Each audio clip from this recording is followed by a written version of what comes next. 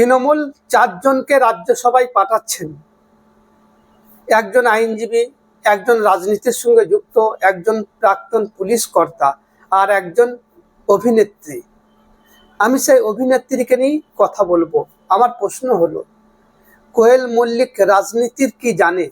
তৃণমূল দলটা যারা করে তাদের মধ্যে কোনো নেতা ছিল না রাজ্যসভায় পাঠাবার মতো? কোয়েল মল্লিককে পাঠাতে হচ্ছে রাজ্যসভায়। ও রাজনীতির কি বোঝে আর মানুষের কথা কিভাবে উনি তুলে ধরবেন?